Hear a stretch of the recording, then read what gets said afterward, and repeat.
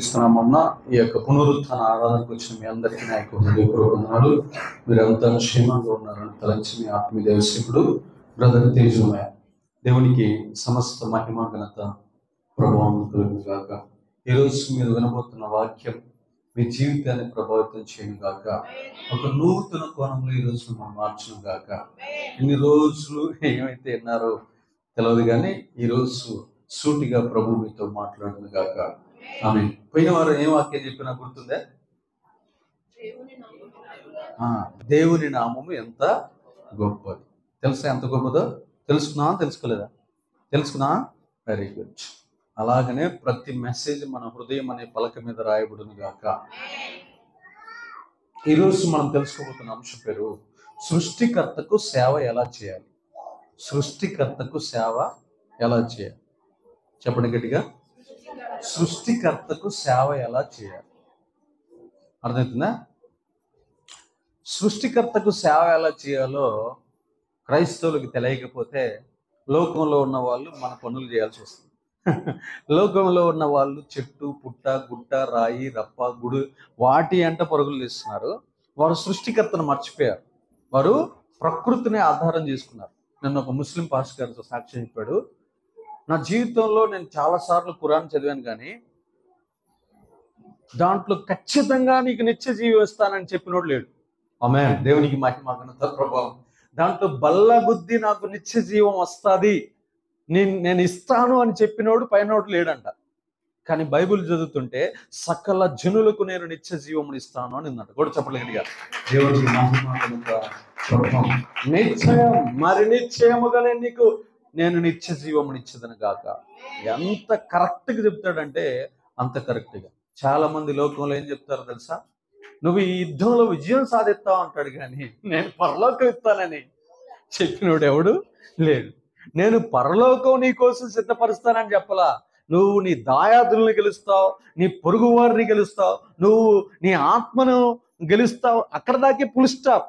కానీ నేను నీకు నిత్య జీవముని ఇస్తానని చెప్పినోడు భూమండలం మీద యేసు ప్రభువారు తప్ప ఇక మగోడు ఎవడు లేడు. దేవునికి మహిమ ఘనత ప్రభావం కలుగును గాక. దేవుని బిడ్డలారా, మన జీవితాల్లో మనం గుర్తుపెట్టుకోవాల్సింది ఇదే. ఏంటో తెలుసా? సృష్టికర్తకి మనం ఎలా సేవ చేయాలి. దేవుని దగ్గరకు వస్తున్నాం, కానీ మనకి సేవ విలువలు నియమాలు మనకు తెలియదు. దేవుడిని తెలుసుకున్నాం, కానీ ఆయనకి ఎలా సేవ చేయాలో మనకు అర్థం కాదు. మొట్టమొదటిసారిగా మన దేవుడు మన దగ్గర నుంచి కోరేది ఏంటంటే మన పెదవుల్లో నుంచి స్తుతులు కోరతాడు. మన పెదవుల్లోంచి ఏం కోరతాడు? స్తుతులు. లోకంలో ఉన్న మనుషులు ఎవరు దేవుణ్ణి స్తుతించరు. లోకంలో ఉన్న ప్రతి మనిషి మనుషుల్ని పొగుడుతుంటారు, మనుషుల్ని కనపరుచుకుంటారు, మనుషుల్ని హెచ్చించుకుంటా ఉంటారు. ఈ పెదవులన్నీ కూడా మనుషుల మహిమ కోసం ఆడతారు. కానీ యేసయ్య నిన్ను పేరు పెట్టి పిలిచింది దేనికో తెలుసా? నన్ను స్తుతించు అని చెబుతాడు. ఒక్కసారి నువ్వు దేవుణ్ణి స్తుతించడం మొదలు పెడితే నువ్వు తెలిసైనా తెలియకైనా దేవుణ్ణి నువ్వు సేవిస్తున్నట్టే, ఆరాధిస్తున్నట్టే. ఆమేన్. ఒకటో పాయింట్. అది మొట్టమొదటి పాయింట్ ఏంటంటే దేవుణ్ణి మనము స్తుతించాలి. అందుకని చాలా సందర్భాల్లో నేను మిమ్మల్ని ఎందుకు కని ఉన్నానో తెలుసా? మీరు నన్ను స్తుతిస్తారని. నేను మిమ్మల్ని ఐగుప్తు నుండి ఎందుకు విడిపించానో తెలుసా? మీరు నన్ను స్తుతిస్తారని. నేను మిమ్మల్ని ఎందుకు కాపాడుతున్నానో తెలుసా? మీరు నన్ను స్తుతిస్తారు. నేను మీకు సమాధిని ఎందుకు తప్పిస్తున్నానో తెలుసా? మీరు నన్ను స్తుతిస్తారు. స్తుతి ప్రార్థన లేకపోతే మనం దేవుణ్ణి సేవించట్లేదని అర్థం.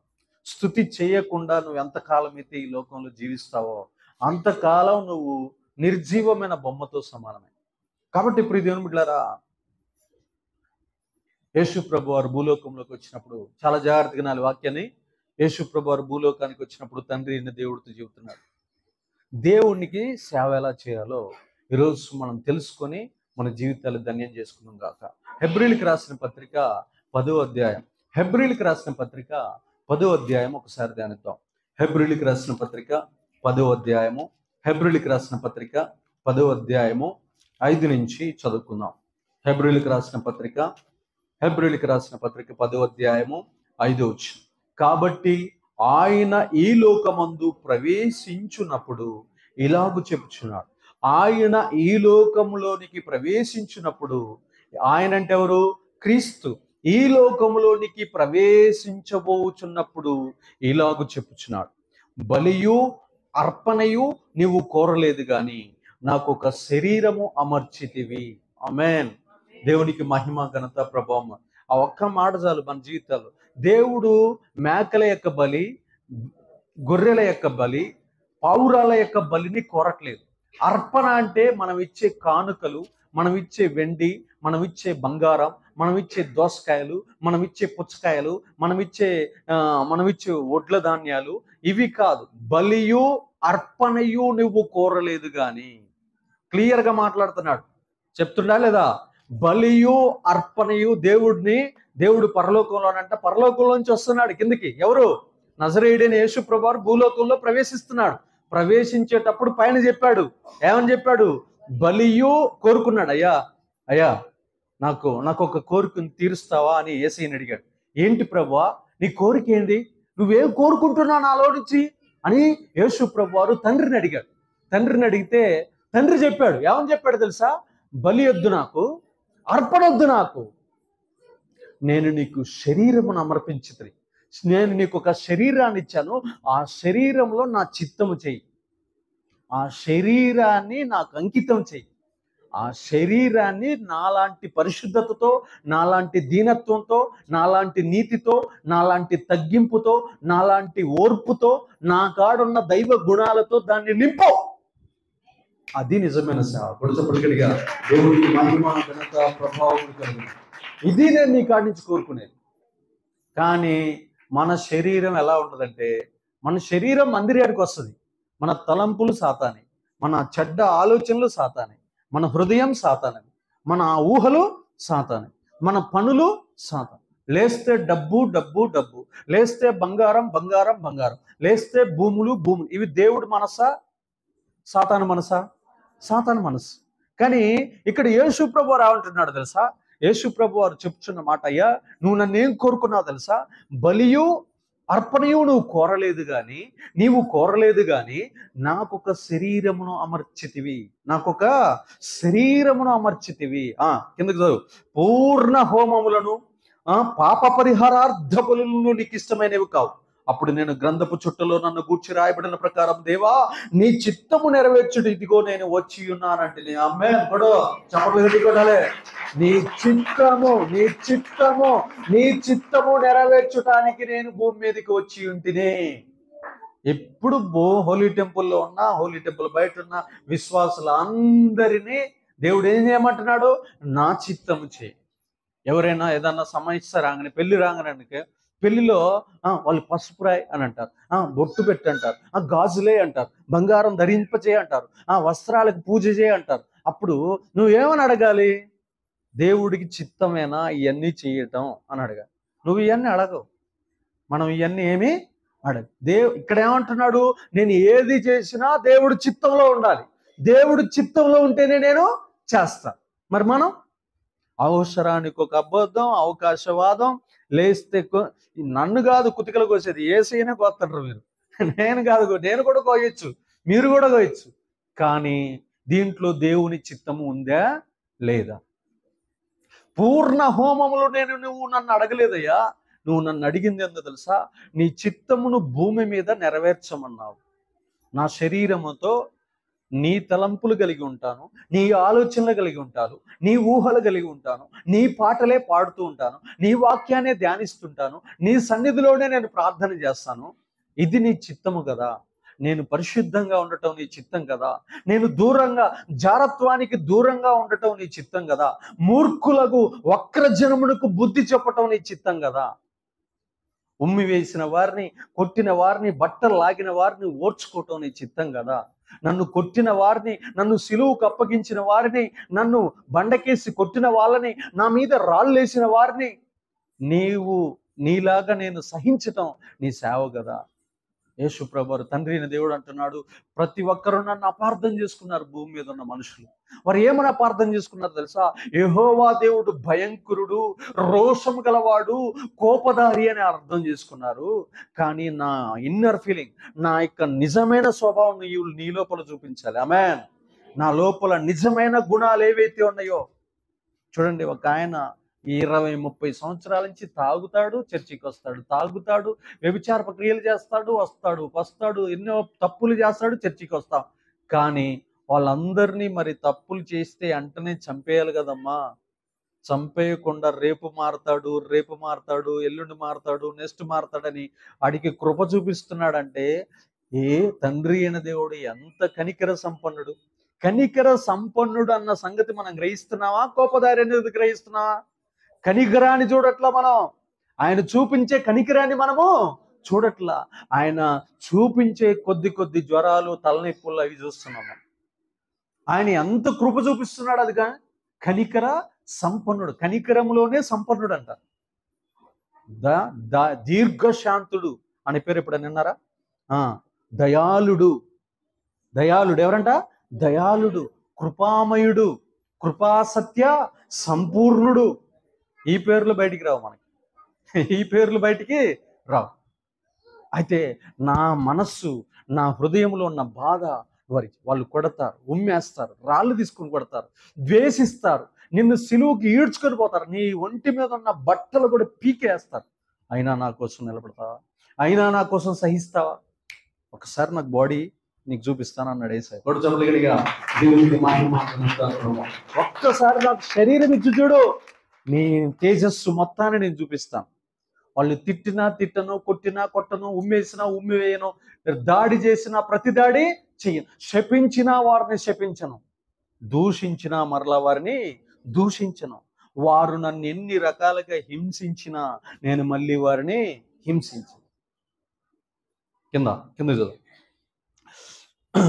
తర్వాత అంటున్నాడు, నీకు ఇష్టమైనవి కావని పైన చెప్పిన తర్వాత ఆయన నీ చిత్తము నెరవేర్చుడికి ఇదిగో నేను వచ్చి ఉన్నానని చెప్తున్నాడు. ఇవన్నీ ధర్మశాస్త్రం చొప్పున అర్పించబడుచున్నవి. ఆ రెండవ దానిని స్థిరపరచుటకు మొదటి దానిని కొట్టివేయుచున్నాడు. యేసుక్రీస్తు యొక్క శరీరము ఒక్కసారి అర్పించబడుట చేత ఆ చిత్తమును బట్టి మనము పరిశుద్ధపరచబడి ఉన్నాము. ఆమేన్. ఆ రెండవ దానిని స్థిరపరచడం కోసం, అంటే దేవుడి చిత్తాన్ని నెరవేర్చడం కోసం మొదటి దానిని కొట్టివేసి ఉన్నాడు. మొదటిదేది ధర్మశాస్త్రం ప్రకారం బలులు అర్పించుట. దానిని కొట్టివేసి రెండో దానిని ఏం చేశాడు? స్థిరపరిచాడు. ఇక రెండోది స్థిరపరిచాడంటే ఏంది? ఇక ఒక్కసారి మాత్రమే బలి అర్పించబడతాది. ఇక మరలా బలి అర్పించాల్సిన అవసరము లేదు. ఒకవేళ మీరు బలులు అర్పించాలంటే ఈరోజు మనం ఆరాధనకు వచ్చినప్పుడు మీతో పాటు కోళ్ళని, గువ్వలని, పావురాలని, మేకల్ని, గొర్రెల్ని, ఎద్దుల్ని తీసుకొని రావాలి మన చర్చికి. ఇప్పుడు ఇవన్నీ తీసుకురాకుండా వస్తారంటే అర్థం ఏం తెలుసా?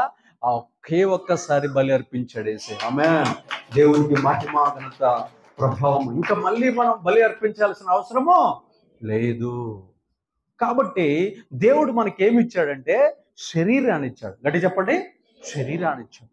మాంసము, రక్తము, ప్రాణము, ఆత్మ, మూలుగులు, నాడీ వ్యవస్థ, శరీరం, వీటన్నిటితో కప్పి హృదయంలో నింపి ఆ హృదయాన్ని, మనకి రక్త మాంసాలు కలిగిన హృదయాన్ని దేవుడిచ్చాడు. ఆ హృదయాన్ని రోజు మనం ఏం చేయాలంటే శుద్ధి చేసుకోవాలి. చెప్పండి, ఏం చేయాలంట? శుద్ధి చేసుకోవాలి.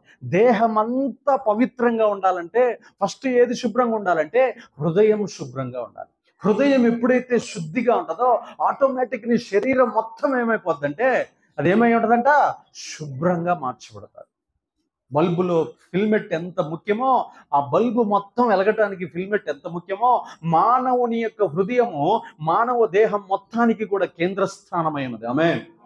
అందుకనే దావీదు గారు అంటాడు, ప్రభువా నాకు శుద్ధ హృదయం కలగచేయి. యెషయా గ్రంథం 66వ అధ్యాయము 20వ వచనంలో ఏమని రాయబడిందో చూడండి. యెషయా గ్రంథం వాళ్ళు బలులు అర్పించేటప్పుడు యెషయా గ్రంథము 66వ అధ్యాయం 20వ వచనంలో ఏమని రాయబడిందో ఒకసారి మనం చూద్దాం. దేవునికి సమస్త మహిమ, ఘనత, ప్రభావములు కలుగునాక. ఎలా సేవ చేయాలంట? మన దేహముతో సేవ చేయాలి. గట్టి చెప్పట్లా? దేంతో సేవ చేయాలంట? మన దేహముతో సేవ చేయాలి. దేహములో అపవిత్రత ఉంచుకొని సేవ చేయొచ్చా? దేహములో అసూయ ఉంచుకొని సేవ చేయొచ్చా? దేహములో పగుంచుకొని సేవ చేయొచ్చా? దేహములో దరిద్రత, మురికి శాస్త్రలు, మురికి ఆలోచనలు, మురికి మనస్సు ఉంచుకొని సేవ చేయొచ్చా? చేయకూడదు. 66:20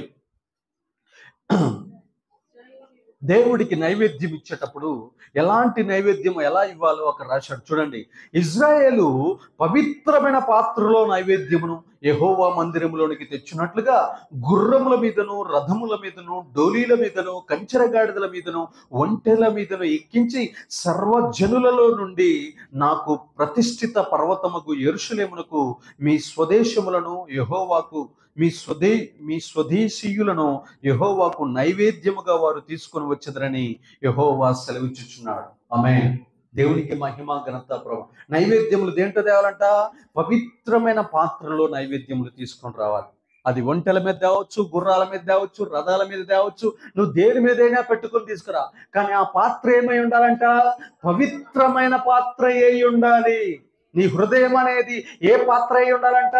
పవిత్రమైన పాత్ర అయి ఉండాలి. నీ హృదయంలో పవిత్రత ఉండి నువ్వు నైవేద్యం అర్పిస్తే ఆ అర్పణను దేవుడు ఆగ్రానించునుగాక, అంగీకరించునుగాక.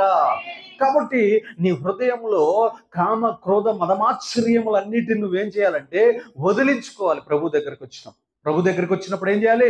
ప్రభువా నాలో నిద్రపోతుతనం, ప్రభువా నాలో కామపు శాస్త్రాలు ఉన్నాయి, ప్రభువా నాలో తొందరపాటుతనం ఉంది, ప్రభువా నాలో కోపం ఉంది, ప్రభువా నాలో బలహీనత ఉంది, ప్రభువా నాలో ఫలానా దుష్ట గుణం ఉన్నది, ఇది సాతాను గుణం ప్రభువా, దీన్ని కడుగు, దీన్ని తుడుచు, నాలో పగ ఉన్నది ప్రభువా, నేను ఎదుటివాడు ఎదిగితే ఓర్వలేని గుణం ఉంది ప్రభువా అని నువ్వెప్పుడైతే నీ పరిశుద్ధ పాత్రను కడుక్కుంటావో ఆ పాత్రలో నువ్వు తీసుకొని వచ్చే నైవేద్యం ఉందో, నువ్వు తీసుకొని వచ్చే ఆరాధన ఉందో, ఆ ఆరాధనని దేవుడు అంగీకరించునుగాక.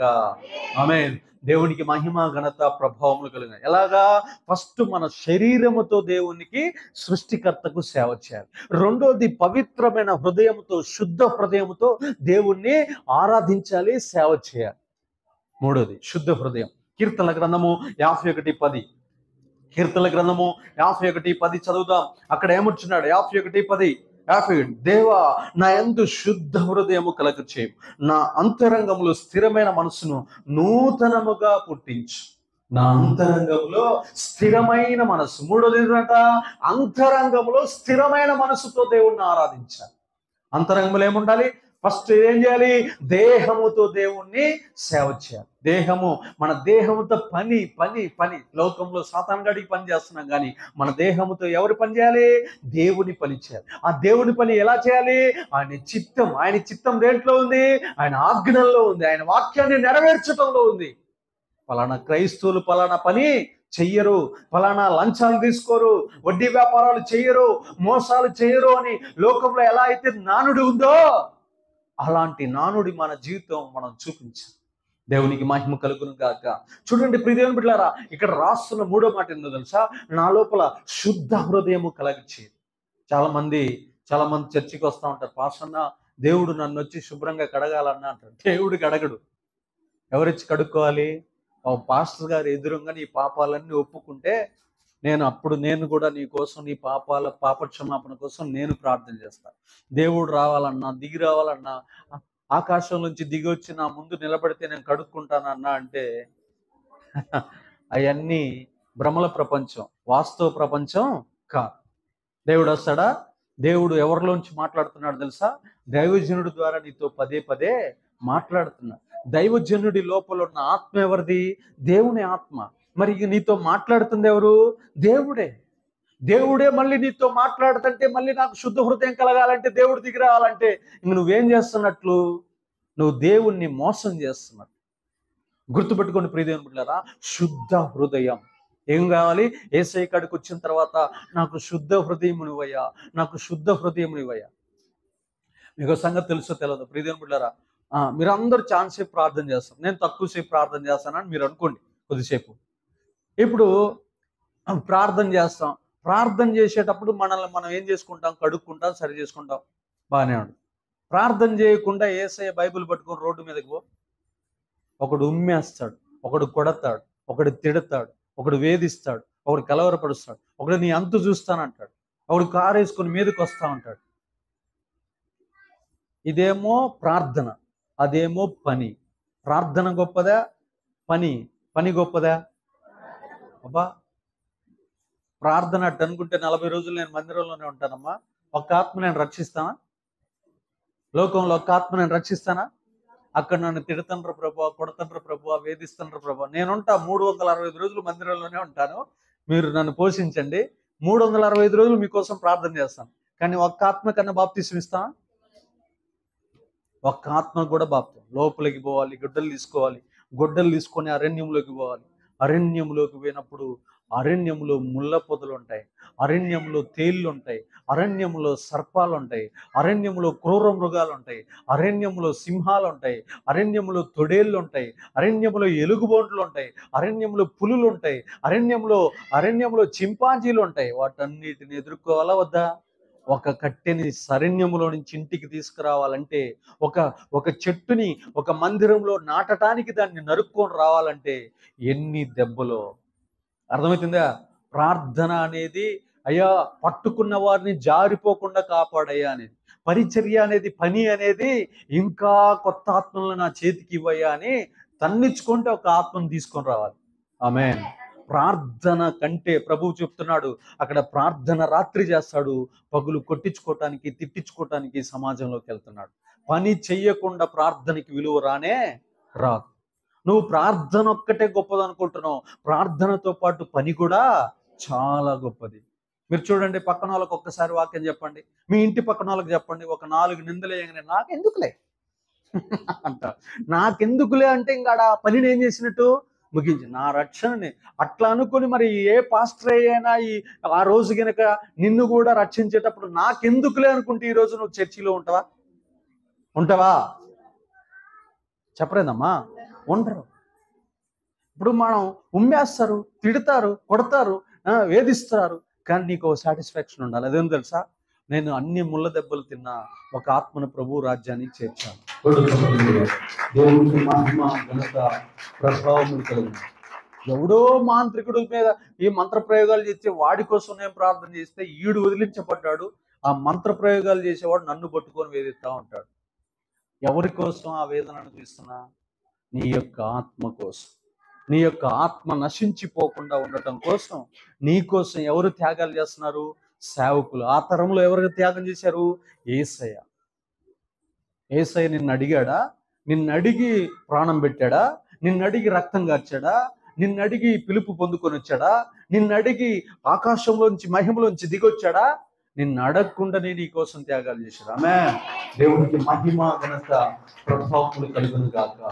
ప్రియ దేవుని బిడ్డలారా, శుద్ధ హృదయం, నీ అంతరంగ జీవితాన్ని శుద్ధంగా ఉంచుకోవాలి, మృదుత్వంతో నింపుకోవాలి. మృదుత్వం అనండి అందరూ, మృదుత్వం, మృదుత్వం, మృదుత్వం. ఒకప్పుడు గయ్యాలి గంపలుగా ఉండేవాళ్ళు సంఘాల్లో ఉండే ఆడవాళ్ళు, కానీ వాక్యం విన్న తర్వాత వారి లోపల ఆ సాతాను గుణాలన్నీ బయటికి వెళ్ళిపోయి ఇవాళ తీయగా మాట్లాడుతున్నారు. హల్లెలూయా. తీయని ధనం వచ్చును గాక, ప్రేమ వచ్చును గాక, ఆప్యాయత వచ్చును గాక, అనురాగం వచ్చును గాక.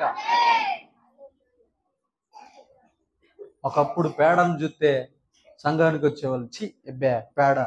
ఇప్పుడు ఆ పేడను పట్టుకొని సంఘం ముందు ఉందని తీసి పక్కనేసిపోతున్నారు. అంటే ఏమొచ్చింది? తగ్గింపు. ఏమి నేర్చుకున్నారు? యేసయ్య గుణాలు. ఏ గుణాలు అవన్నీ? యేసయ్య గుణాలు. ఎక్కడ అపవిత్రత ఉంటే అక్కడ మనం ఏం చేయాలి? శుభ్రం చేయాలి. నేను ట్రైన్లో వెళ్తూ ఉంటాను.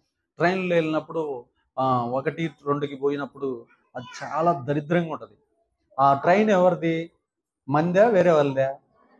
మందే కదా, మన దేశం ఉందే కదా ఆ ట్రైన్. ఆ ట్రైన్ పెట్టెలోకి పోయి నాకు ఊగుండే ఏం ప్రయోజనం చేస్తాం? శుభ్రంగా బాత్రూమ్ గడిగి బయటకు వస్తా.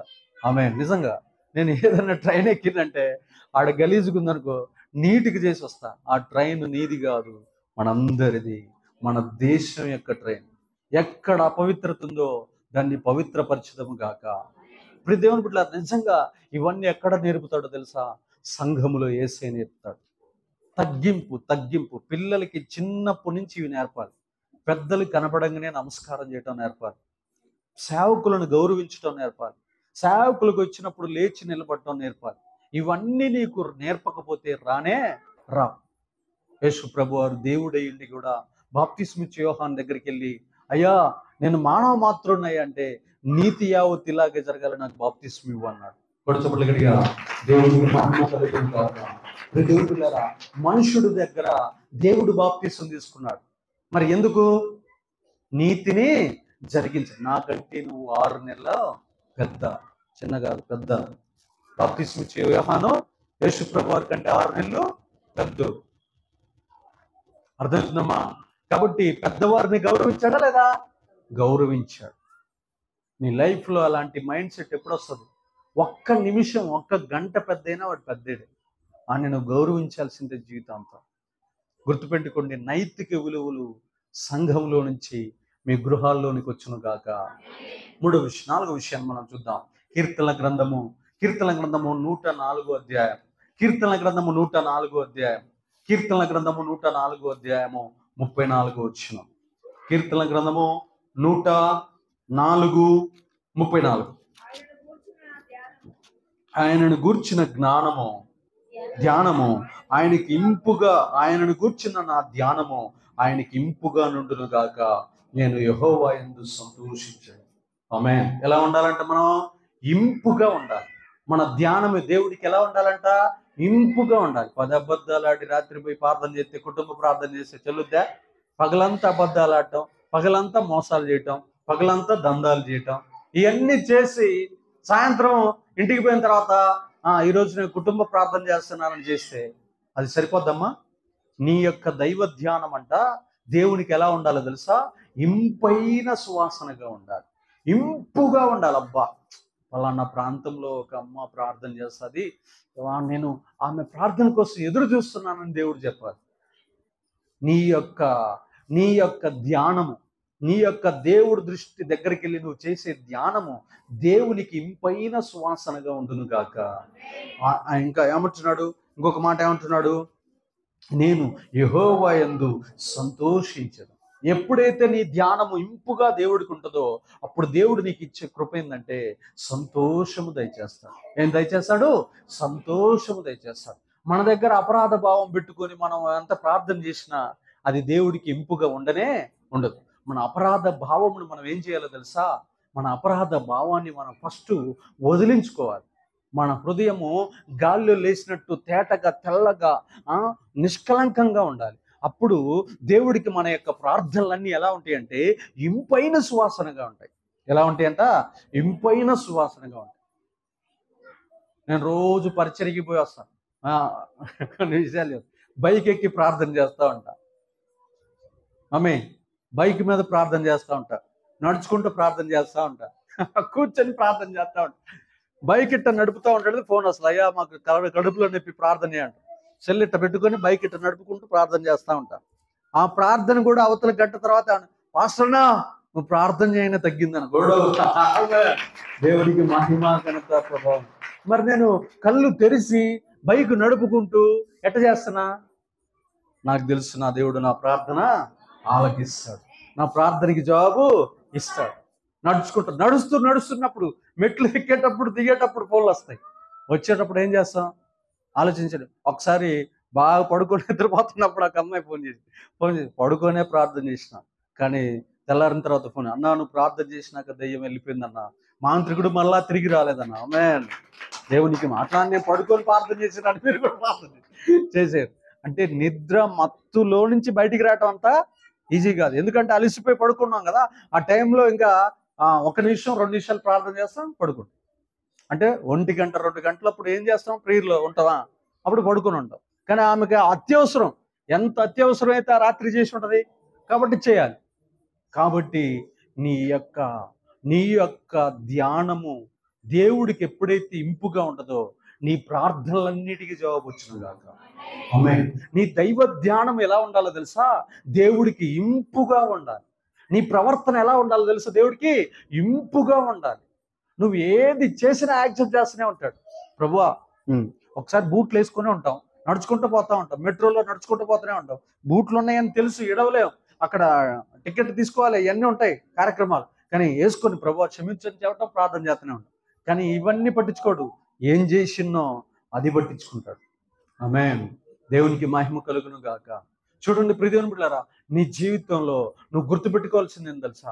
ఉదయకాలం సాయంకాలం నువ్వు ఏ ప్రార్థన అయితే చేస్తున్నావో ఆ ప్రార్థన దేవుడికి ఇంపుగా ఉండాలి. అప్పుడు నీ సేవ దేవుడు అంగీకరించును గాక. నీ సేవ దేవుడు అంగీకరించాలంటే నీ ధ్యానం ఇంపుగా ఉండాలి, నీ ధ్యానం ఏమై ఉండాలి? నీ అంతరంగ జీవితం ఏమై ఉండాలి? శుభ్రంగా ఉండాలి. చూద్దాం 2 దినవృత్తాంతాల గ్రంథం 7:14. 2 దినవృత్తాంతాల గ్రంథం 7:14 చూస్తే, 2 దినవృత్తాంతాల గ్రంథము 7:14 చూస్తే, 7:14 చూస్తే, నా పేరు పెట్టబడిన నా జనులు, చూడండి, నా పేరు పెట్టబడిన నా జనులు తమను తాము తగ్గించుకొని ప్రార్థన చేసి నన్ను వెతికి తమ చెడు మార్గములు విడిచిన ఎడల ఆకాశము నుండి నేను వారి ప్రార్థన విని వారి పాపమును క్షమించి వారి దేశమును స్వస్థపరచుదును. ఆమేన్. దేవునికి మహిమ. తమ్మును తాము ఏం చేయాలంట? తగ్గించుకోవాలి. తమ్మును తాము ఏం చేయాలంట? తగ్గించుకోవాలి. మనకి పేరు పిచ్చి ఎక్కువ, ఫోటో పిచ్చి ఎక్కువ, తర్వాత నేను గొప్పోణ్ణి, నేను గనుణ్ణి, నేను వీరుణ్ణి, నేను శూరుణ్ణి అని అనుకుంటా ఉంటాం. అప్పుడు నువ్వు గర్వంతో నిండి ఉన్నట్లా, దేవుడి మనస్సుతో నిండి ఉన్నట్లా? గర్వం కలిగిన వాడి ప్రార్థన దేవుడు ఆలకిస్తాడని రాసిండా? నా పేరు పెట్టబడిన జనులు తమ్మును తాము తగ్గించుకొని. మనకాడ తగ్గింపు ఉందా? గర్వం ఉందా? నేను ఎంత మంచిదాన్నో తెలుసా, నేను ఎంత మంచోన్నో తెలుసా, నేను ఎంత ఆత్మీయున్నో తెలుసా, నేను ఎంత అభిషిక్తున్నో తెలుసా, నాకు ఎన్ని వరాలున్నాయో తెలుసా, నేను ఎంత సింగర్నో తెలుసా, నేను ఎంత పెద్ద పోటుగానో తెలుసా అని ఈ గర్వము నీ దగ్గర ఉన్నంత కాలం నువ్వు ఆయన పేరు పెట్టబడిన జనము కాలేవు. నిన్ను నువ్వేం చేయాలో తెలుసా? తగ్గించుకోవాలి. లోకమంతా తగ్గేదిలే అంటది, కానీ మన క్రైస్తవ సంఘం అంతా తగ్గించుకోవాలి అని చెబుతారు. ఎక్కడికి పోయినా తగ్గించుకోవాలి. మనం వాంగనే ఎవరెవరో కుర్చీలు ఎతుకుతా ఉంటారు. కుర్చీ లేకపోయినంత మాత్రం మనం చచ్చిపోతాం. కింద కూర్చుంటే ఉన్నా చచ్చిపోతాం మనం. కింద కూర్చో, తప్పేముంది? చాపే కావాలి, నాకు మంచి హై క్లాస్ వాటర్ కావాలి. ఈ రోజున ఒక 10 ఏళ్ల క్రితం కొంతమంది కొన్ని మినిస్ట్రీలు స్టార్ట్ చేశారు. ఇట్లా ఫోన్ చేస్తారు, ఎంతమంది జనాలు ఉన్నారు, ఎంత ఇస్తారు, మాకు హోటల్ బుక్ చేయండి, తర్వాత మాకు లాడ్జ్ బుక్ చేయండి, తర్వాత మేము ఉండటానికి ప్రత్యేకమైన భోజనాలు పంపేయండి. అలాంటి మినిస్ట్రీలన్నీ పోయినాయి. ఇప్పుడు ఒకటి కూడా లేవు. ప్రజలని హింసించి వేధించే వాళ్ళందరూ కనుమరుగైపోయారు. నేను పెద్ద సింగర్ని, ఓడు పిలవట్లే. ఇప్పుడు ఇంకా పిలవకుండా మానేశారు. అప్పుడేమో దేవుడు ఆ రోజు కనుక నువ్వు తగ్గించుకొని ఉంటే ఈ రోజుకి ఇంకెంత గొప్పగా వాడబడేవాడు. ఈరోజు ఆత్మీయులను లేపాడు దేవుడు. ₹1 కూడా అడగకుండా ఎక్కడికైనా పోయి పరిచర్య చేసి వచ్చే ఆత్మ సంబంధులు లేపినాక ఈ శరీర సంబంధులు చల్లబడ్డారు. అర్థమవుతుందా? నా పేరు పెట్టబడిన జనులు తమను తాము తగ్గించుకోవాలి. ప్రార్థన చేసినప్పుడు నేను వారి ప్రార్థన నేను ఆకాశం నుండి విని వారికి ఏమంటున్నాడు? నేను వారి దేశమును స్వస్థపరుస్తాను. కింద ఒక మాట అంటున్నాడు, వారి పాపములన్నిటినీ క్షమిస్తాను. వారి పాపములను క్షమించి వారి దేశాన్ని. చాలా మందికి రోగాలు వస్తాయి. రోగాలు ఎందుకు తగ్గవు? గర్వం. రోగాలు ఎందుకు తగ్గవు? గర్వం. అప్పులు ఎందుకు పోవు? దశమ భాగాలు ఇవ్వం. దేవుడికి ఇవ్వాల్సిన కానుకలు దేవుడికి ఇవ్వం. కాబట్టి అప్పులనే మీదకి వచ్చి పడుతూనే ఉంటాయి. నువ్వు దేవుడికి ఇచ్చి చూడు వాటిని, నువ్వు దేవుడికి ఇట్లా ఇస్తా ఉంటే దేవుడు వాటిని ఇట్లా తప్పిస్తా ఉండును గాక. మొత్తం తీసేస్తాడు ఆయన. ఆలోచించిన ప్రియ దేవుని సంగమా, దేవుని చిత్తము చేయటానికి మనకు దేహాన్ని ఇచ్చాడు దేవుడు. ఈ దేహముతో దేవునికి మనం ఏం చేయాలో తెలుసా? సేవ చేయాలి. ఈ దేహములో దేవుడి గుణాలు ఏందో తెలుసా? తగ్గింపు కలిగి ఉండాలి, వినయము కలిగి ఉండాలి, లోబడి ఉండాలి, ఇంకా ఏం కలిగి ఉండాలి? ఇంకా దీనత్వం. దీనత్వం అనండి అందరూ. దీనత్వం అనండి. అహంకారం అనేది ఉండదు. గర్వం అనేది ఉండదు. సత్యానికి బానిసలమై ఉండాలి. లేస్తే సత్యమే చెప్పాలి. ఇలాగ మనం గనక దేవుడి మనస్సుని గనక కలిగి ఉంటే దేవుని సేవ మనం చేస్తున్నట్లే. దేవునికి మనము సేవ చేస్తున్నట్లే. సృష్టికర్తకు నువ్వు సేవ చేస్తున్నట్లే. ఎవరికి సేవ చేస్తున్నట్లు? సృష్టికర్తకు నువ్వు సేవ చేస్తున్నట్లే. డొక్కలో వచ్చి ఒక్క గుద్దితే పోటు పొడిచినోడిని క్షమించాడు, కానీ ఒక్క దెబ్బ కొట్టిన ఒక్క మాట నిన్న తట్టుకోలేకపోతున్నావు. డొక్కలో పొడుపు పొడిస్తే ఇంకేం చేస్తావు? ఒక 70 సెక్షన్లు పెట్టి పోలీస్ స్టేషన్లో కేసు పెడతావు కదా. ఇంకొన్ని బయటికి రాకుండా చేస్తావా? అంతే కదా. మరి ఆ సెక్షన్లు పెట్టే నాలెడ్జ్ ఉందా? తెలియక గుద్దాలే వదిలేసినాలే అంటావా? అంటావమ్మా? అనవా? అనము కదా. దేవుని బిడ్డలారా, 4 ప్లేసులకి ఎక్కడికైనా వెళ్ళండి, క్రైస్తవులు 4 ప్లేసులకి వెళ్ళగలరు. 1 పోలీస్ స్టేషన్కి, 2 ఆసుపత్రికి, 3 కోర్టుకి, నాలుగోది ఏదన్నా నాలుగోది ఇంకేవుద్దబ్బా, మనల్ని బాగా పీల్చి పిప్పి చేసే కేంద్రాలు ఇవన్నీ. మన దగ్గర ఉన్న డబ్బు మొత్తం ఇట్లా లాగేసుకుంటారు అనమాట. లాగేసుకొని నీ సమస్య తీరుస్తా, ఫస్ట్ ఇది తీసుకురా అంటారు. పోలీస్ స్టేషన్, కోర్టు, హాస్పిటల్, ఇంకా ఎక్స్ట్రా ఎక్కడైతే మనం బంధించబడుతున్నామో అప్పులోడు అనుకోండి, 4ది ఆ అప్పులోడు. వీళ్ళ కాడికి పోయినాం అంటే మన దగ్గర ఉన్నటువంటి మొత్తం ఏం చేస్తారో తెలుసా, నీకు మేలు చేస్తామని మాట అయితే అంటారు, కానీ మొత్తం ఇంట్లో ఉన్న సంపద మొత్తం లాగేస్తారు. కాబట్టి అదే కనుక నువ్వు తగ్గించుకున్నావు అనుకో, నీ డబ్బులు వడ్డీ వ్యాపారి చేతికి పో, నీ డబ్బులు పోలీస్ స్టేషన్కి పో. నీ డబ్బులు తగ్గించుకుంటే హాస్పిటల్కి వెళ్ళవు. నువ్వు గినక తగ్గించుకుని ఎలాంటి కేసు పెట్టకపోతే ఏ కోర్టు దగ్గరికి వెళ్ళకుండా, వాటి చుట్టూ తిరగకుండా, నీ కాళ్ళు అరగకుండా, ఇసుకు పుట్టకుండా, చింత రాకుండా, బాధ రాకుండా ప్రశాంతంగా ఉండేదేవు గాక. ఈ 4 మనల్ని ఏం చేస్తాయి తెలుసా, పీల్చి పిప్పి చేస్తాయి. తగ్గింపు లేని వాళ్ళందరూ కూడా వీటిని ఆశ్రయిస్తారు. వదిలేసిన బ్రదర్, క్రీస్తు స్తోత్రం, దేవునికి మహిమ కలుగును గాక. అతను నేను క్షమిస్తున్నాను, అతను నేను వదిలేస్తున్నాను, ఆమె నేను క్షమిస్తున్నాను. ఆమెను అనరేదమ్మా, ఆమెను అనరేంది అంటారేంది, ఒక్కరు కూడా అనరేంది ఆమెన్. అతను నాకు వెన్నుపోటు పొడిచాడు, క్షమించాను. అతను నన్ను వేధిస్తున్నాడు, క్షమించాను. ఆమె నన్ను బాధ పెడుతుంది, క్షమించాను. ఈ తగ్గింపులో కనుక నువ్వు వస్తే ఖచ్చితంగా మరో యేసుక్రీస్తులాగా మార్చబడదేవు గాక. ఈ తరానికి యేసు ప్రభువుని చూపించదేవు గాక. అందుకని అక్కడ అంటున్నాడు, తమను తాము తగ్గించుకుని ఏం చేయమంటున్నాడు, ప్రార్థన చేయమంటున్నాడు. చూడండి, యోహాను సువార్త 17వ అధ్యాయము, యోహాను సువార్త 17వ అధ్యాయం ఒకసారి చూద్దాం. యోహాను సువార్త 17వ అధ్యాయము 18వ వచనం. యోహాను సువార్త 17వ అధ్యాయం 18వ వచనం. నీవు నన్ను లోకములోనికి పంపిన ప్రకారము నేనును వారిని లోకములోనికి పంపితిని.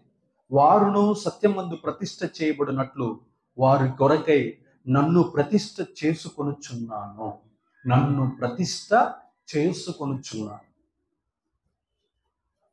దేవుడు మన కోసం ఏం చేస్తున్నాడట, ప్రతిష్ఠ చేసుకుంటున్నాడు. ఏమని ప్రతిష్ఠ చేసుకుంటున్నాడు తెలుసా? ప్రభువా, వారందరి కోసం నేను ప్రాణం పెడతాను, వాళ్ళందరికీ నేను సేవ చేస్తాను, వాళ్ళందరూ నా రక్తం తాగిన నా రక్తాన్ని వారికి అర్పిస్తాను, వాళ్ళందరూ నన్ను దెయ్యం పట్టిన వాడని పేరు పెట్టిన, వీడు పరమ దుర్మార్గుడు అని చెప్పిన, వీడు మోషే ధర్మశాస్త్రాన్ని తప్పుతున్నాడని నన్ను రాళ్ళు తీసుకొని కొట్టిన, నేను వాళ్ళందరి కోసం ప్రతిష్ఠించుకుంటున్నాను. వారందరి కోసం నన్ను నేను ప్రతిష్ఠించుకుంటున్నా.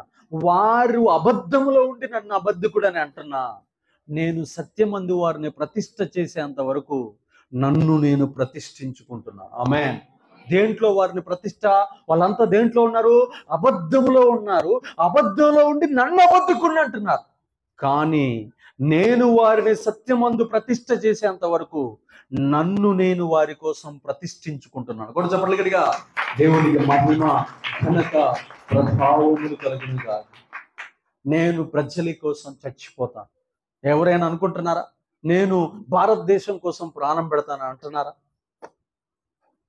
ఏ పొద్దు స్వార్థం, నా పిల్లలు, నా ఆస్తి, నా ఇల్లు, నా బంగారం, నా గుడిసె, నా ఎద్దులు, నా పొలం, నా కుక్క, ఏటి గురించి? యేసు ప్రభు వారు సర్వ మానవాళి కోసం తనను తాను ప్రతిష్ఠించుకున్నాడు. ప్రభువా, ఈ జీవితంలో నేను ఎన్ని సంవత్సరాలు ఈ శరీరంలో ధరించుంటానో అన్ని సంవత్సరాలు ఈ ప్రజల కోసం నేను విజ్ఞాపన చేస్తాను. అన్ని సంవత్సరాలే లేక సత్యమే చెబుతాను. అన్ని సంవత్సరాలు వీళ్ళు నన్ను హింసించి, వేధించి, ద్వేషించి, విమర్శించి, కత్తిపోటు పొడిచినా నేను మాత్రం వారికి సీమంత కూడా హాని చేయను. వారి కోసం నా ప్రాణాలను ప్రతిష్ఠిస్తున్నాను.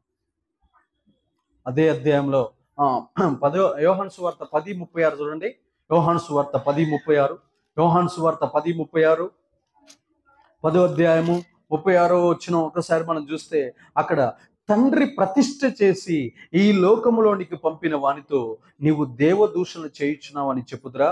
నేను నా తండ్రి క్రియలు చెయ్యని ఎడల నన్ను నమ్మకుడి, చేసిన ఎడల నన్ను నమ్ముకున్నను.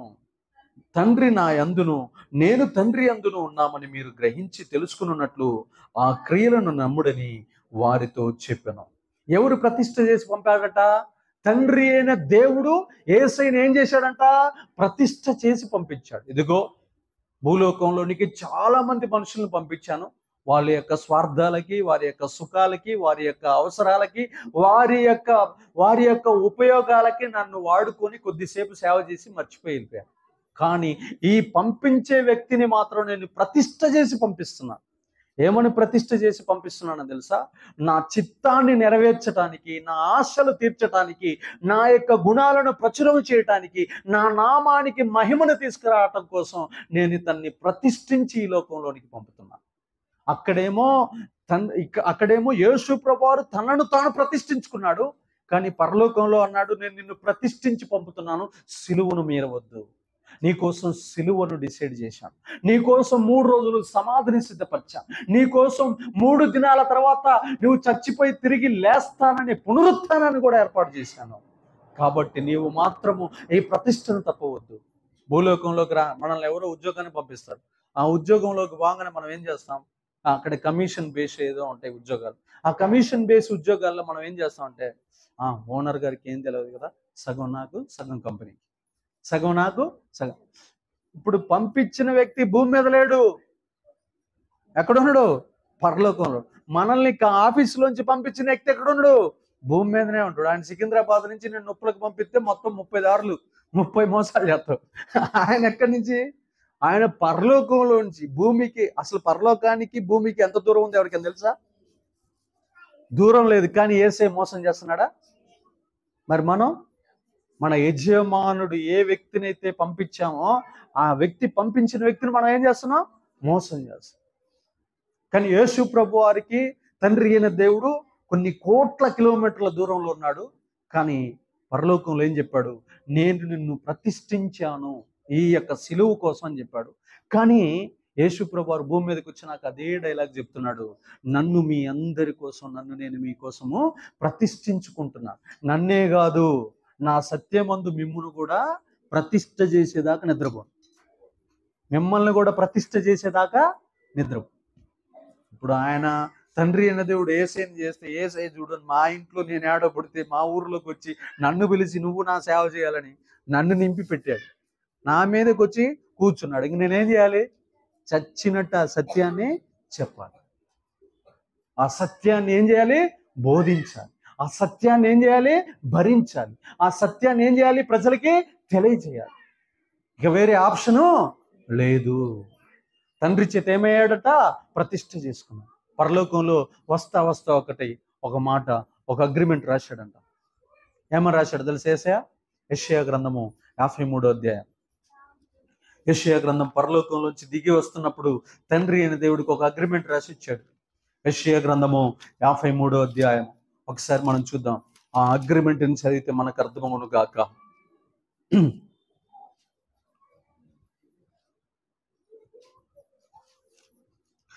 53:7 అతడు దౌర్జన్యమునందెను, బాధింపబడినను అతడు నోరు తెరవలేదు.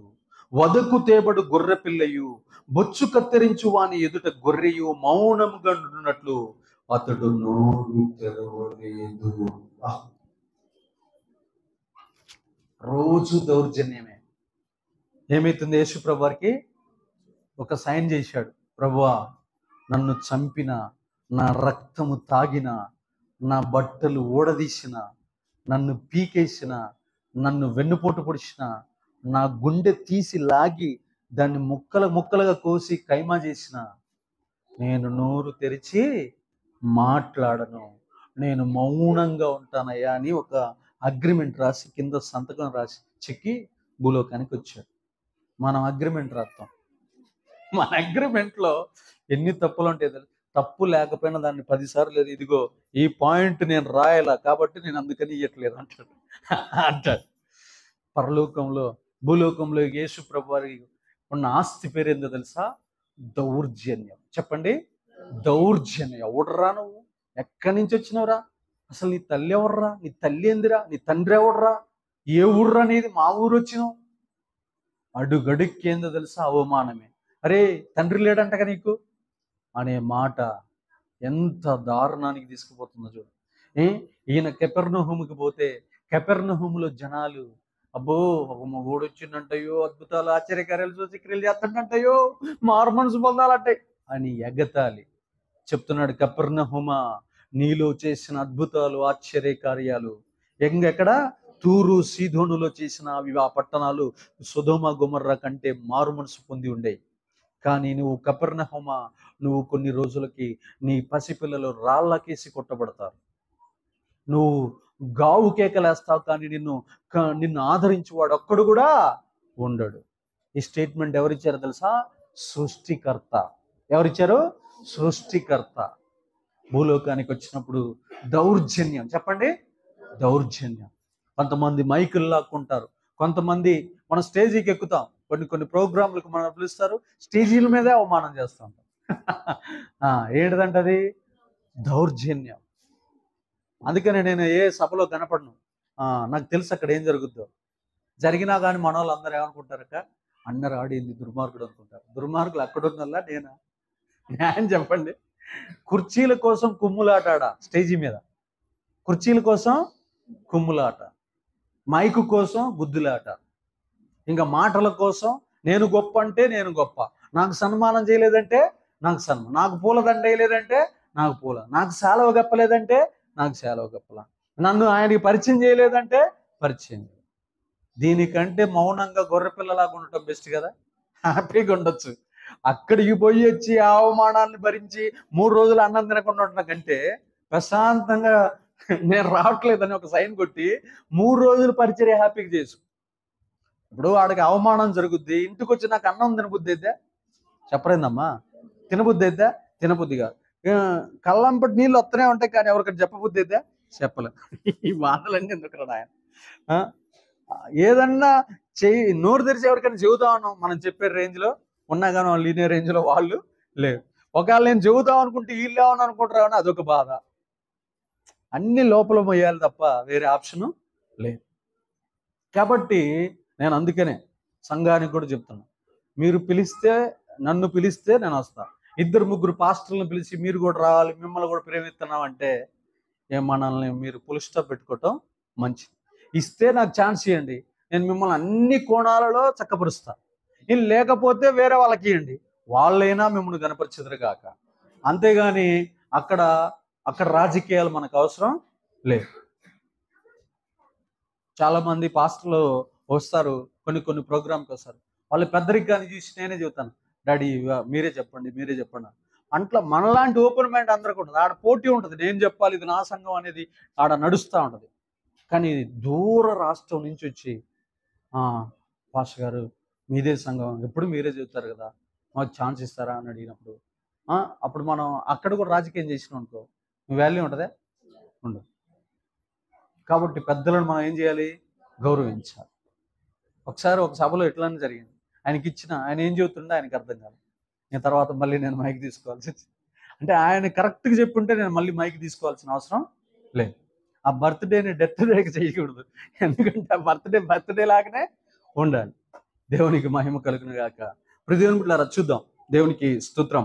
తర్వాత 1 కొరింథీయులకు రాసిన పత్రిక 6:19 1 కొరింథీయులకు రాసిన పత్రిక మనం ఎవరమో అక్కడ చెబుతున్నాడు. 1 కొరింథీయులకు రాసిన పత్రిక 6వ అధ్యాయము 19వ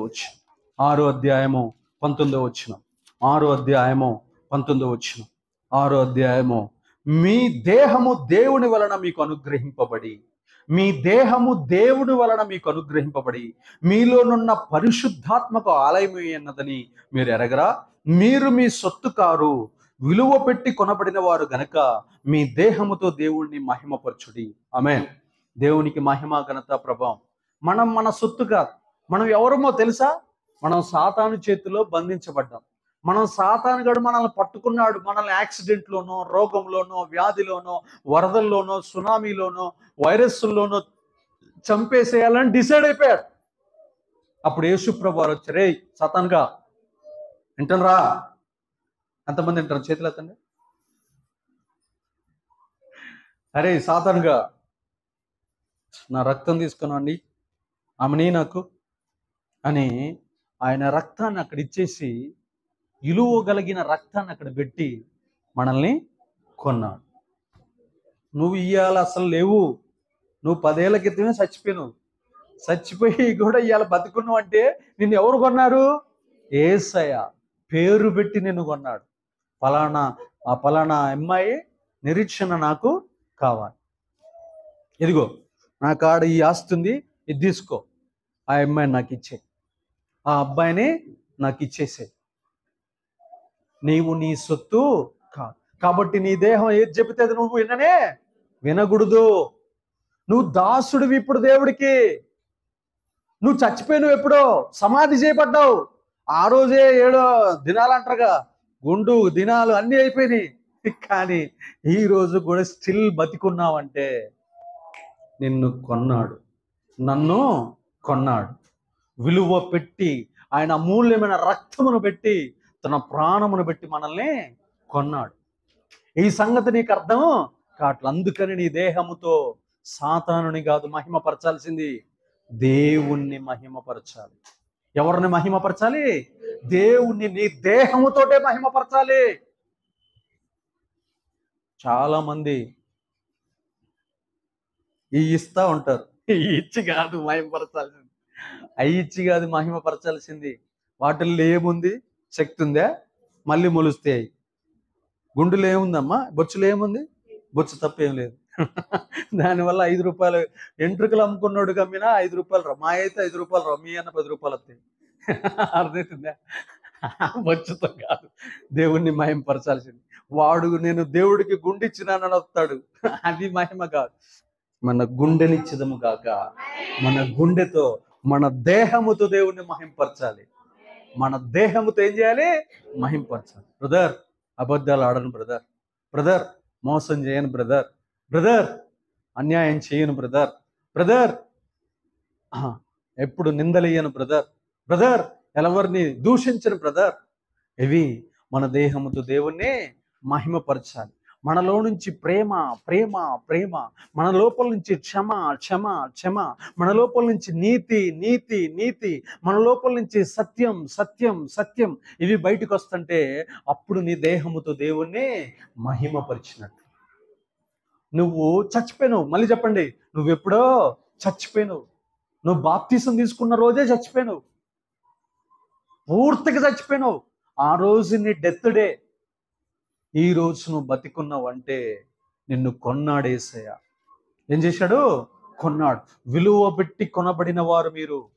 కాబట్టి ఆ దేహముతో అబద్ధాలు ఆడు, ఆ దేహముతో మోసాలు చేయు, ఆ దేహముతో మురికి ఆలోచనలు, మురికి మనస్సు, మురికి ఊహలు ఉండకూడదు.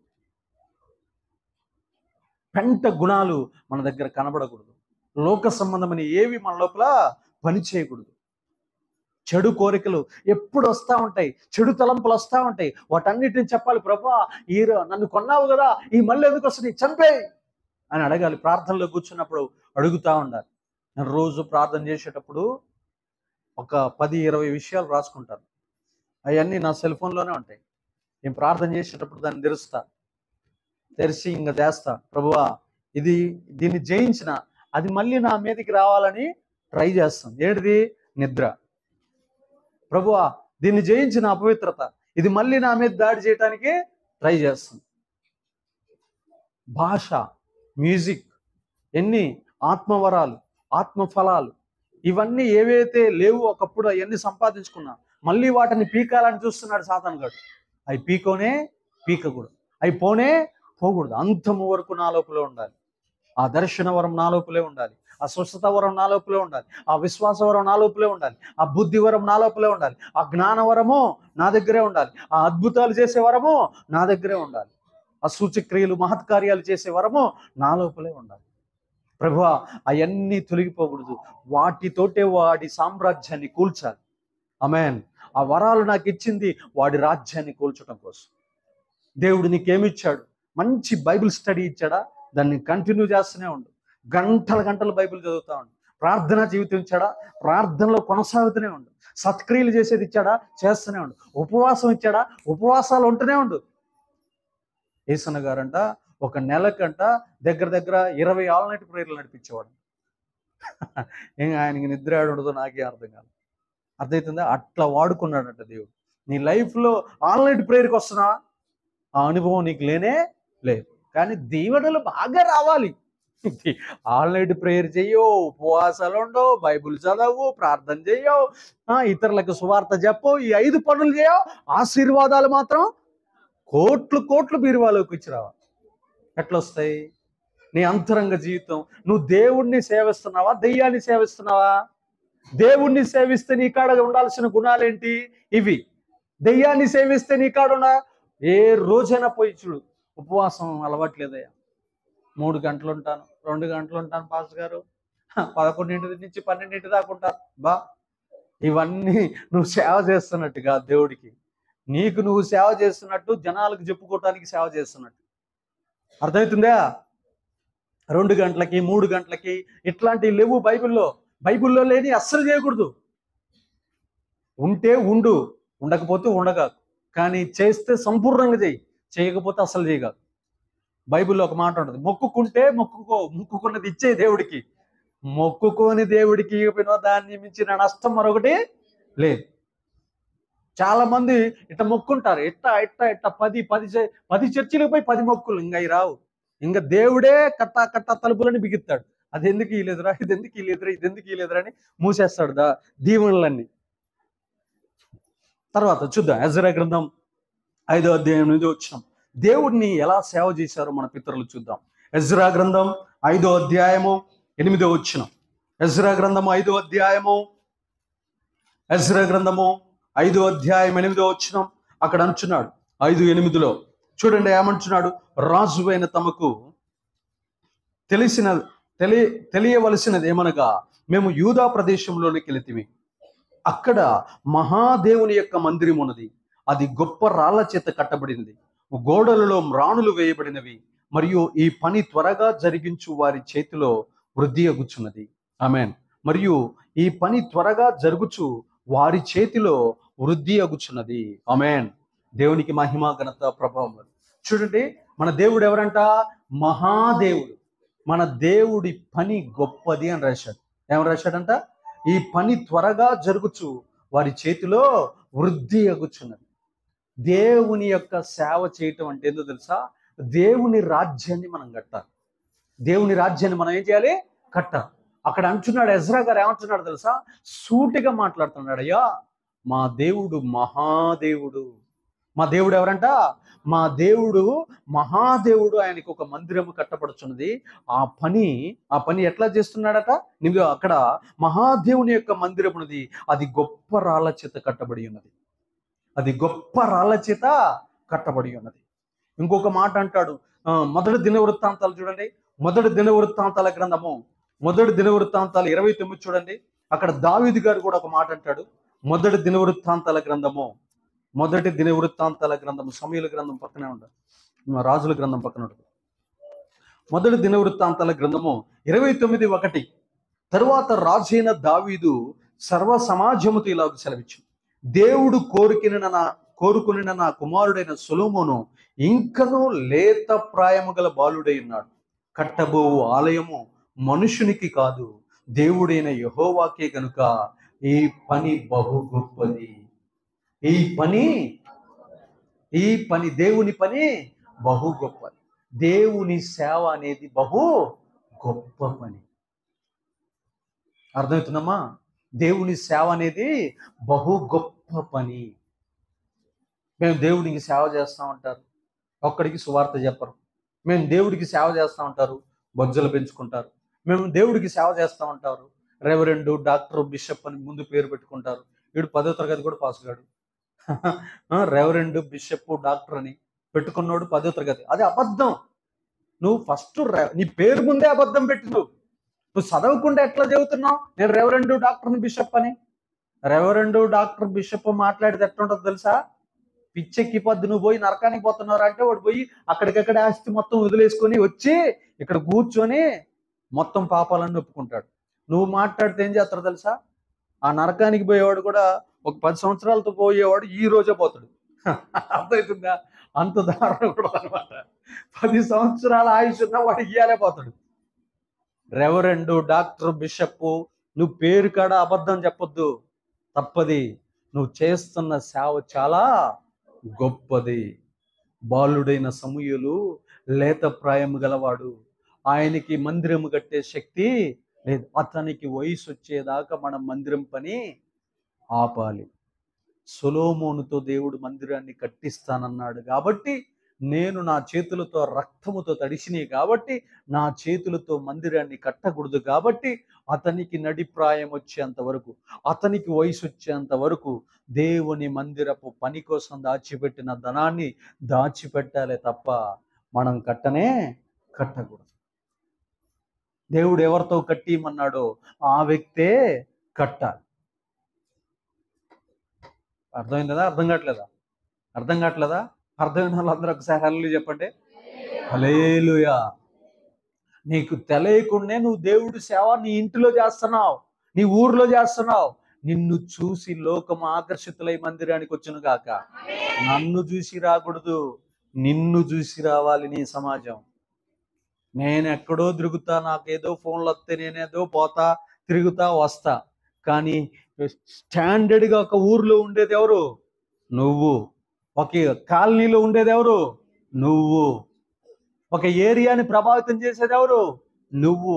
యేసుక్రీస్తును నమ్ముకున్న వారిని స్టడీ చేసేది ఎవరు? ఆ కాలనీ నిన్ను చూసి స్టడీ చేస్తుంది. నువ్వు నీతిమంతుడివైతే ఆ సమాజం అంతా మందిరానికి వచ్చును గాక. నువ్వు అబద్ధాలాడి, నువ్వు కూనీలు చేసి, నువ్వు కుతికలకు వస్తే ఆ వచ్చే వాళ్ళు కూడా నిన్ను బట్టి రాకుండా నరకానికి పోతారు. అర్థమవుతుందా? ఒక వ్యక్తి మన చర్చికే వస్తాడు, రిజిస్ట్రేషన్ ఆఫీస్ కాడ ఉంటాడు. రిజిస్ట్రేషన్ ఆఫీస్ కాడ ఉండి ఆదివారం వచ్చేటప్పుడు ఫుల్గా తాగుతాడు. రేయ్, నేను తేజమైన చర్చికి రాబోయేది అని చెప్తా ఉంటాడు. వచ్చేవాడిని కూడా రానియడు. మరి నీకు దండం పెడతారు, నా పరువు దిగా అక్కడ. తాగితే 6 రోజులు తాగినా బాగా, ఆదివారమే తాగుతుందిరా. వాళ్ళు నడుచుకుంటూ వచ్చినప్పుడే వాళ్ళు బైబిల్ పట్టుకొని తెల్లని వస్త్రాలు వేసుకుని వస్తారు. రే, నేను తేజమైన చర్చికి రాబోయేదాన్ని. ఇట్లా అన్న, వాడు ఆదివారమే తాగి నిన్ను పగబట్టిండు అన్న అని చెబుతా ఉంటారు. వచ్చేవాళ్ళు చెబుతా ఉంటారు, నీకేం పోయాక అన్న, నువ్వు నీకోసం ప్రాణం ఇస్తానన్నా, నిన్నెవడన్నా కొట్టిందంటే నాకు చెప్పు, వాడిని చంపేస్తానన్న. అయ్యన్నీ ఎందుకు రా, నువ్వు మారరా, నువ్వు ఫస్ట్ మారరా, నీకు దండం పెడతా, నువ్వు మారి చర్చికి వస్తే చాలరా. అసలు గల్లీ అంతా వస్తుంటే వచ్చే వాళ్ళందరినీ స్టక్ చేస్తుంది నాయన. నీ వల్ల నా పరువు ఎంత పోతుంది, నా మీద ఉన్న అభిమానం ఏమో అర్థం కాదు. కానీ అరే, అభిమానం బాగానే ఉంది, కానీ పని మాత్రం చేయడు, అస్సలు చేయడు. మాట వినడు. మళ్ళీ చికెన్ తెచ్చినా నన్ను మర్చిపోడు, మటన్ తెచ్చినా నన్ను మర్చిపోడు, అబ్రహాం తెచ్చినా మర్చిపోడు, ఏం తెచ్చినా నన్ను జ్ఞాపకం చేసుకుంటాడు. నేను చెప్పింది మాత్రం వినడు. దానివల్ల ఉపయోగం ఉందమ్మా? ఉపయోగం లేదు. వాళ్ళ ఇంట్లో ఏ ఫెస్టివల్ జరిగినాయి నేను ఉండాల్సిందే, కానీ నా మాట మాత్రం వినడు. నేను 9 ఏళ్ళ నుంచి సేవ చేస్తున్న వాడికి, నా సేవ వాడికి ఎంత కనపడుతుందో, వాడు ఒక తొందరగా మారును కాక, తొందరగా మారుమనసు పొందును కాక. ఎక్కడ దొరికిందో నేను ఆ రిజిస్ట్రేషన్ ఆఫీసులో పోయేటప్పుడు ఎవడు చెప్పిండో నా పేరు, వాళ్ళ ఇంటికి పోయిన కాంచి నా అడ్రస్ మర్చిపోతుండా. నేను వదిలేసినా నన్ను మర్చిపోట్లా, నన్ను మాత్రం తీసుకుపో, నేను చెప్పింది మాత్రం వినడు. ఉపయోగం దానివల్ల. కాబట్టి మత్తయి సువార్త 23, మత్తయి సువార్త 23:26, మత్తయి సువార్త 23:26, మత్తయి సువార్త 23:26, మత్తయి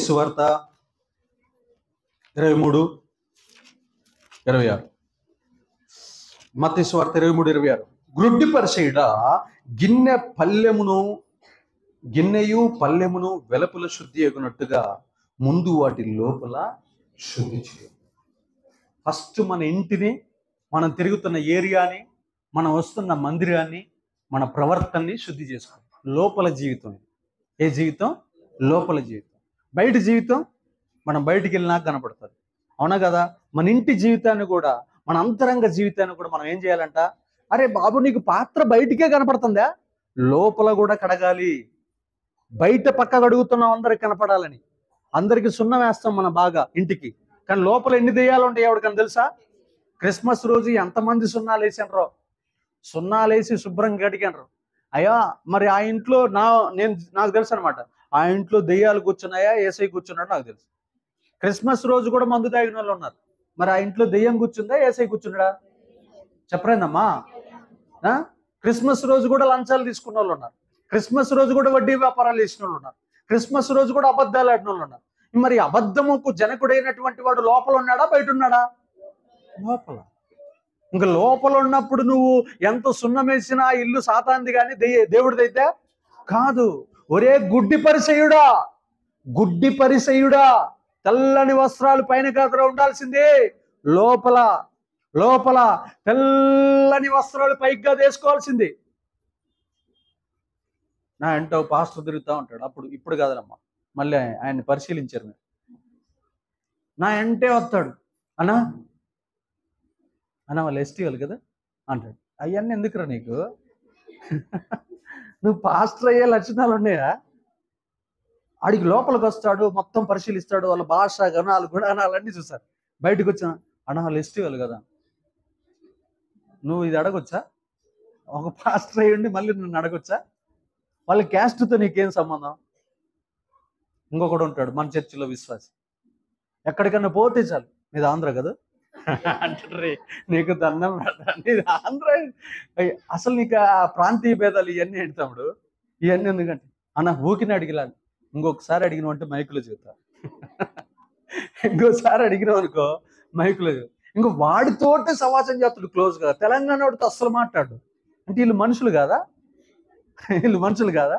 అసలు నువ్వు బతికేదేమో తెలంగాణలో, మరి నువ్వు అడిగేది ఆంధ్రవాణి. ఇది ఇవన్నీ ఏంటి ఏమంటారు ఈ గుణాలని? దేవుడు గుణాలా దెయ్యాల గుణాలా?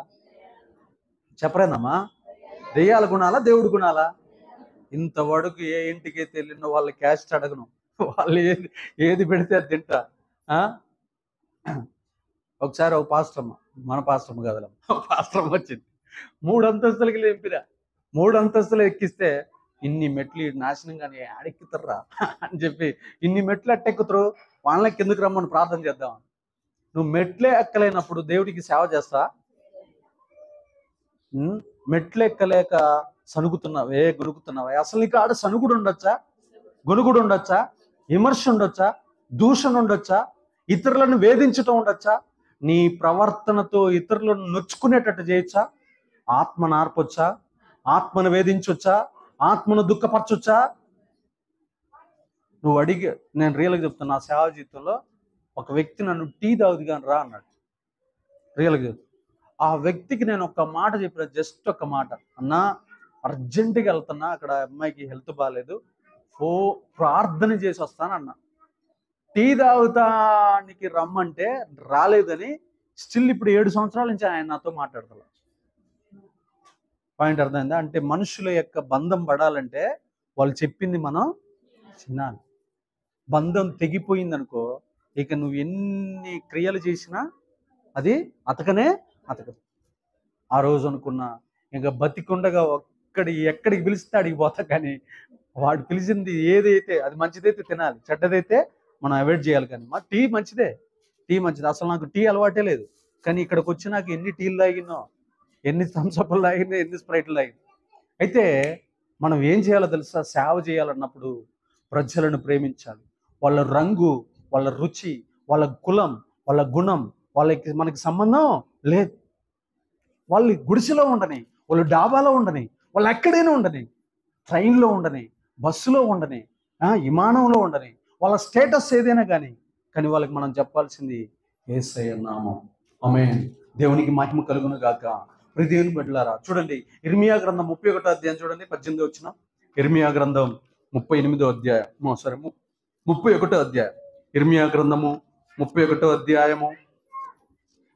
దేవునికి సేవ చేస్తారని ఇవన్నీ చెబుతున్నా, అర్థమవుతుందా?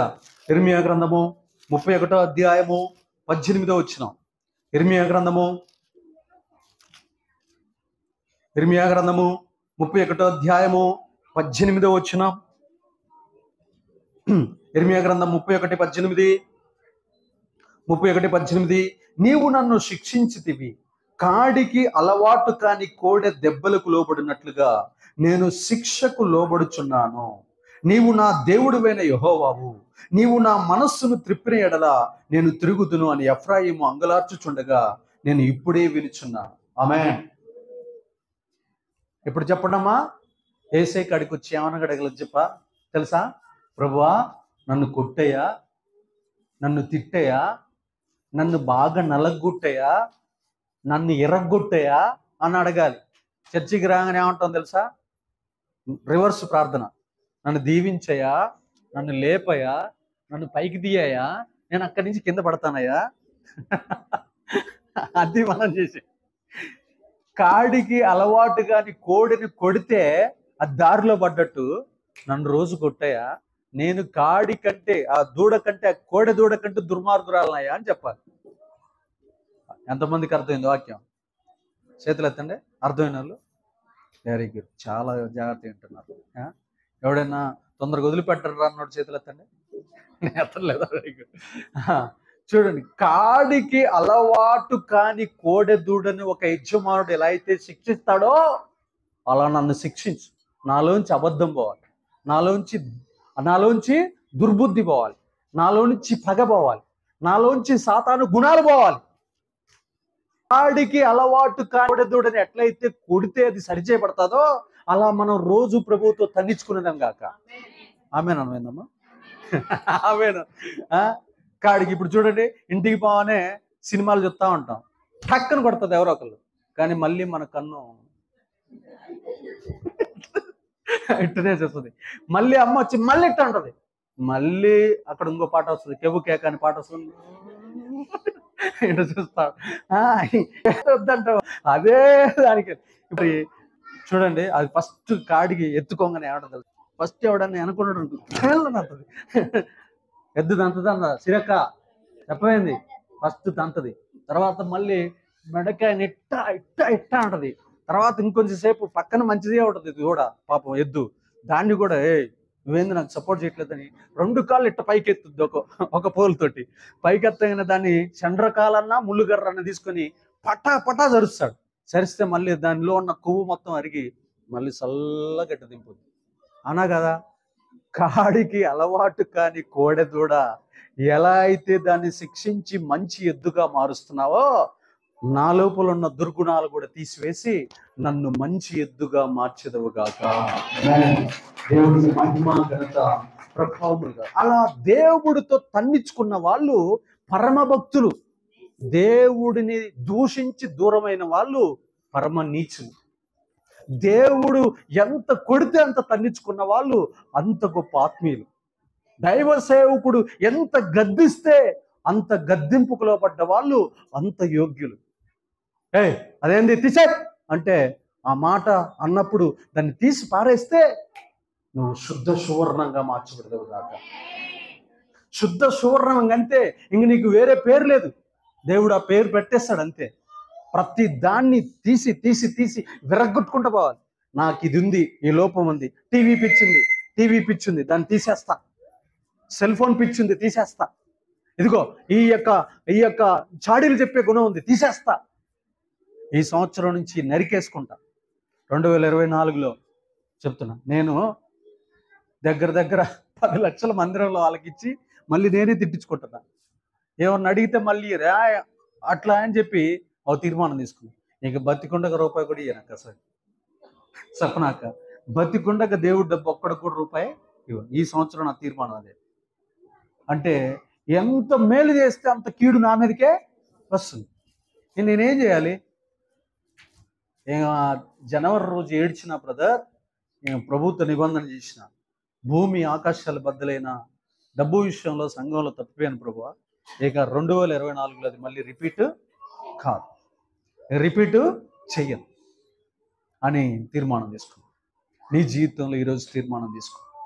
ఏమని తీర్మానం చేస్తా తెలుసా? ప్రభువా, నా రక్తము కారేంత వరకు నీకు సేవ చేస్తాను.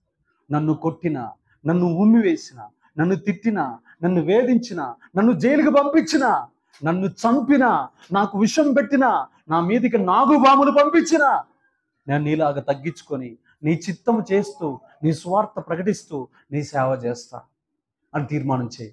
దేవుడు ఈ మాటలను దీవించి స్థిరపరచును గాక. ఆమేన్. ప్రార్థన చేసుకుందాం. ప్రభు సన్నిధిలో దేవుని బిడ్డలారా, ఎఫ్రాయిం అంటున్నాడు, ఏమంటున్నాడు తెలుసా? సావుకు సిద్ధమై ఉన్నాను నా యొక్క పరిచర్యలో. ఏమంటున్నాడు తెలుసా? సావుకు ఒక నిమిషం. సావుకు సిద్ధమై ఉన్నాడు ఎఫ్రాయిం గురించి పౌలు గారు చెప్తున్నారు. ఫిలిప్పీలకు రాసిన పత్రికలో చేయండి, ప్రార్థన చేయండి. ఫిలిప్పీలకు రాసిన పత్రికలో పౌలు గారు చెప్తున్నాడు, ఆయన యేసయ్య కోసం చావటానికైనా సిద్ధంగా ఉన్నాడు. దేవుని బిడ్డలారా, పౌలు గారు యేసయ్య కోసం ఎన్నో నిందలు, అవమానాలు, శ్రమలు, ఇరుకులు, ఇబ్బందులు, ఎన్నో రకాలైనటువంటి బంధకాలలో నలిగిపోయాడు. ఉపవాసాలలో, ఉపద్రవాలలో, సముద్ర ప్రయాణాలలో, అనేక రకాలైనటువంటి వాటిల్లో యేసు ప్రభు వారి కోసం నిందలు భరించాడు. ఉపవాసాలు ఉన్నాడు, తట్టించుకున్నాడు, గుద్దించుకున్నాడు, శ్రమను అనుభవించాడు, పరిచర్య చేశాడు, ఏడ్చాడు. మా పరిచర్య కోసం ప్రాణం పెట్టాడు. మందిరాలను కడిగాడు, మందిరాలకు పునాదులు రాళ్ళేశాడు, మందిరాల్లో బాత్రూంలను శుభ్రం చేశాడు. ప్రజలను పరలోకం వైపు త్రిప్పటం కోసం తనను తాను తగ్గించుకున్నాడు. ప్రపంచంలోనే అత్యంత గొప్ప అపోస్తలుడిగా మారిపోయాడు. అపోస్తలులందరూ పేతురు గారు, యోహాను గారు, యాకోబు గారు, తోమా గారు, ప్రతి ఒక్కరూ తమ తమ జీవితాలను అంకితమైపోయారు. తమను తాము ప్రతిష్ఠించుకున్నారు. యేసు ప్రభు వారు సిలువ కోసం, ఆ సిలువను జయించడం కోసం ఆ గిన్నెను తీసివేయవద్దు అని, మొదటిసారి తీసివేయమని, తర్వాత తీసివేయవద్దు ప్రభువా, నీ చిత్తమే నా శరీరంలో నెరవేర్చబడను కాక అని చెప్పి సిలువను జయించాడు. ఈరోజు నువ్వు సేవ చేయాలనుకుంటున్నావు. ప్రజల బాధలు, ప్రజల కష్టాలు, ప్రజల కోసం కన్నీరు కార్చలేని స్థితిలో ఉన్నాను. నేను సేవకులు మాత్రమే సేవ చేస్తారు, విశ్వాసులు సేవ చేయకూడదని బైబిల్లో ఉందా? అది లేదే. నువ్వు కూడా చేయొచ్చు, నువ్వు కూడా మాట్లాడచ్చు, నువ్వు కూడా ఇతరులను దేవుడి రాజ్యం వైపు త్రిప్పొచ్చు. నువ్వు కూడా ఇతరులను ప్రభు వైపు అంగీకరించేటట్లు, ప్రభువుని హత్తుకునేటట్లు చేయొచ్చు. ప్రతి సంగమా, ఎప్పుడు సేవకుడి మీద ఆధారపడుతున్నావు? కాదు కదా. నిన్ను తన అమూల్యమైన రక్తం ఇచ్చుకున్నాడు కదా. అతి శ్రేష్టమైనటువంటి ఉన్నతమైనటువంటి ఆయన మహిమ కలిగినటువంటి రక్తంతో నిన్ను కొని ఆయన తన సొత్తుగా చేసుకున్నాడు కదా. నువ్వు ఆయన సొత్తు కదా. ఆయన సొత్తు అయినప్పుడు, ఆయనకి ఇష్టమైనప్పుడు, ఆయన పరిచర్య, ఆయన పని చేయడానికి సిగ్గుపడాలి. నువ్వు ఎప్పుడో చచ్చిపోయావు, ఈరోజు బతుకున్నావంటే ఆయన కృప, ఆయన వాత్సల్యత, ఆయన కనికరం, ఆయన జాలి, ఆయన కృపాసక్తి సంపూర్ణుడుగా, ఆయన దీర్ఘశాంతుడుగా, ఆయన దయాళుడుగా మన మధ్యలో ఆయన కృపాసక్తి సంపూర్ణుడుగా సంచరిస్తున్నాడు. సృష్టికర్తకు సేవ చేస్తానని తీర్మానించి, సృష్టికర్తకు సేవ చేస్తానని ఈ రోజు నుంచి నిన్ను నువ్వు ప్రతిష్ఠించుకో, నిన్ను నువ్వు సమర్పించుకో, నిన్ను నువ్వు దేవునికి అంకితం చేసుకో అని అంటున్నాడు. రోమిలికి రాసిన పత్రికలో ఒక మాట అంటున్నాడు, ప్రియదేవుని బిడ్డలారా, ఈ మందిరము పని, దావీదు గారు అంటున్నాడు, ఈ మందిరము పని చాలా గొప్పది.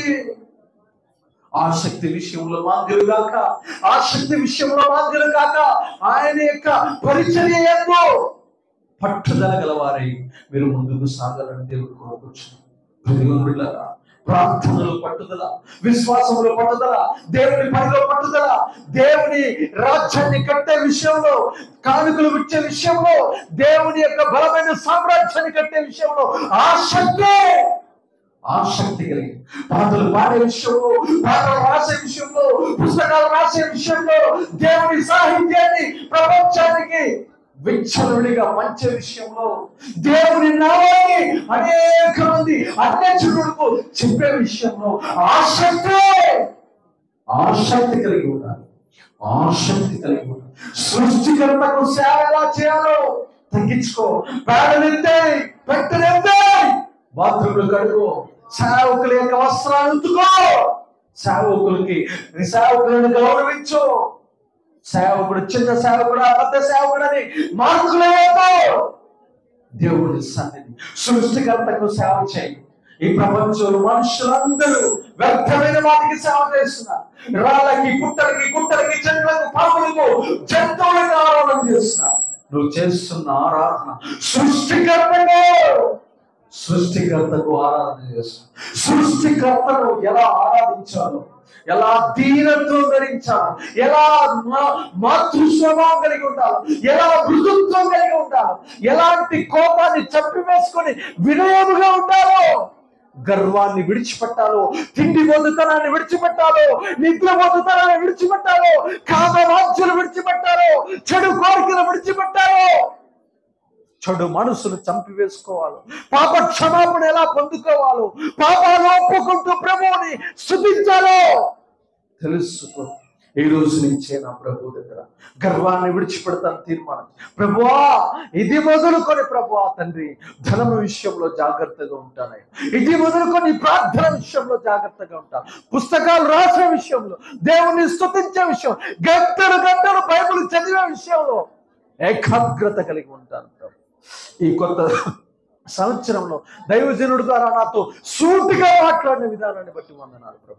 ఇది మొదలుకొని నశించిపోతున్న ఆత్మలను నీ వైపు త్రిప్పేదాకా నిద్రపోను తండ్రి. మినిమం 100 మందిని టార్గెట్ చేసుకొని ప్రభు ఈ సంవత్సరం పరిచయం చేస్తాను. అనేక బంధువులను, అనేక మంది చుట్టాలు, నా దేశ ప్రజలకు నీ నామాన్ని ప్రచురం చేస్తాను ప్రభు. ఆ భాగ్యము నాకు, నా చదువుతో నాకు సంబంధం లేదు. నువ్వు నన్ను కొన్నావు,